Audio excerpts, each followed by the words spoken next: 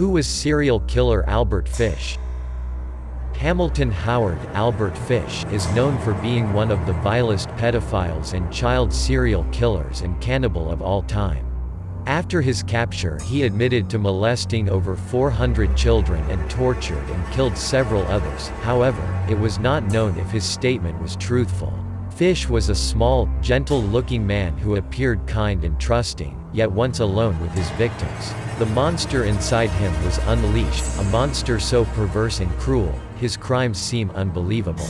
He was eventually executed, and according to rumors, he turned his own execution into a fantasy of pleasure.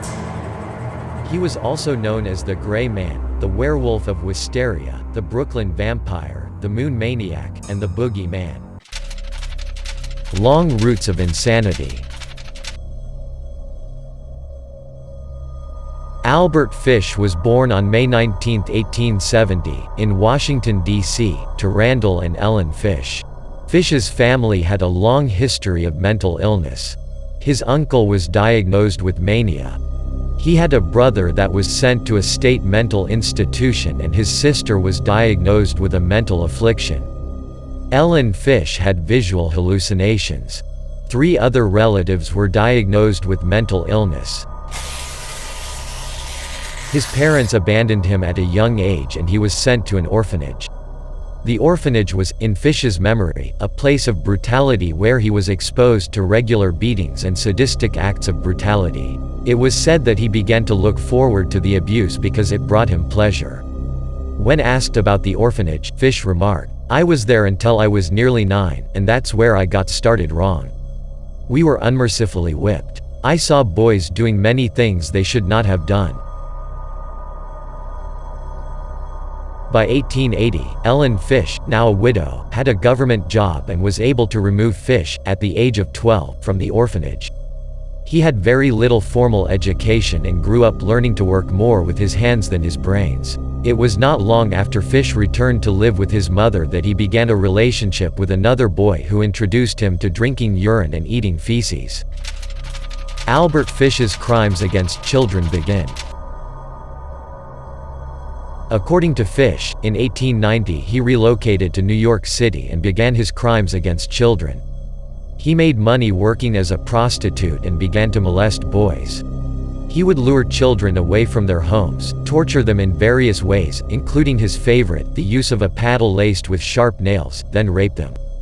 As time went on, the sexual fantasies he would act out on the children grew more fiendish and bizarre, and often ended in murdering and cannibalizing his young victims.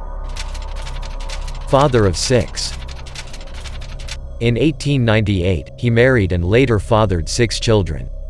The children led average lives up until 1917, after Fish's wife ran off with another man. It was at that time the children recall Fish occasionally asking them to participate in his sadomasochistic games. One game included the nail-filled paddle Fish used on his victims. He would ask the children to paddle him with the weapon until blood ran down his legs. He also found enjoyment from pushing needles deep into his skin. After his marriage ended, Fish spent time writing to women listed in the personal columns of newspapers. In his letters, he would go into graphic detail of sexual acts he would like to share with the women. The descriptions of these acts were so vile and disgusting that they were never made public, even though they were submitted as evidence in court. According to Fish, no women ever responded to his letters asking them, not for their hand in marriage, but for their hand in administering pain. Across state lines. Fish developed his skill for house painting and often worked in different states across the country. Some believe he selected states largely populated with African Americans. It was his belief that the police would spend less time searching for the killer of African American children than a prominent Caucasian child. Thus, several of his victims were black children selected to endure his torture using his own labeled instruments of hell, which included the paddle, meat cleaver, and knives. Polite Mr. Frank Howard.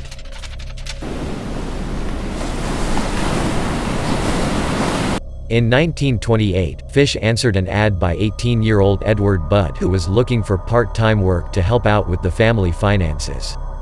Albert Fish, who introduced himself as Mr. Frank Howard, met with Edward and his family to discuss Edward's future position. Fish told the family that he was a Long Island farmer looking to pay a strong young worker $15 a week. The job seemed ideal, and the Budd family, excited about Edward's luck in finding the job, instantly trusted the gentle and polite Mr. Howard. Fish told the Budd family that he would return the following week to take Edward and a friend of Edward's out to his farm to begin working. The following week Fish failed to show on the day promised, but did send a telegram apologizing and set a new date to meet with the boys. When Fish arrived on June 4, as promised, he came bearing gifts for all the Budd children and visited with the family over lunch. To the Budds, Mr. Howard seemed like a typical loving grandfather. After lunch, Fish explained to the family that he had to attend a children's birthday party at his sister's home and would return later to pick up Eddie and his friend to take to the farm. He then suggested that the Budds allow him to bring their oldest daughter, 10-year-old Grace, along to the party. The non-suspecting parents agreed and dressed her in her Sunday best. Grace, excited about going to a party, left her house for the very last time. Grace Budd was never seen alive again.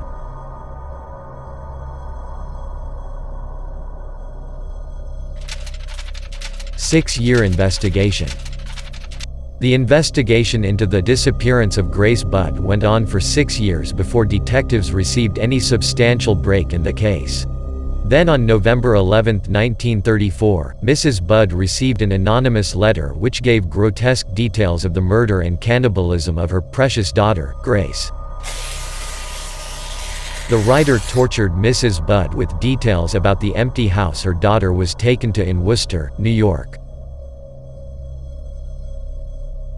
How she was then stripped of her clothing, strangled and cut into pieces and eaten. As if to add some solace to Mrs. Budd, the writer was emphatic about the fact that Grace had not been sexually assaulted at any time. By tracing the paper the letter to Mrs. Budd was written on, the police were eventually led to a flophouse where Albert Fish was living. Fish was arrested and immediately began confessing to killing Grace Budd and several hundred other children. Fish, smiling as he described the grisly details of the tortures and murders, appeared to the detectives as the devil himself. Albert Fish's insanity plea.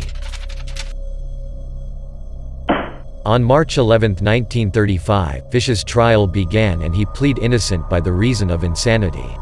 He said there were voices in his head telling him to kill children that made him do such horrendous crimes. Despite the numerous psychiatrists who described Fish as insane, the jury found him sane and guilty after a short 10-day trial. He was sentenced to die by electrocution. On January 16, 1936, Albert Fish was electrocuted at Sing Sing prison, reportedly a process Fish looked upon as the ultimate sexual thrill, but later dismissed as just rumor. What do you think of Albert Fish? Share your thought in comment below. And don't forget to support this channel by click like button and subscribe. See you in the next video.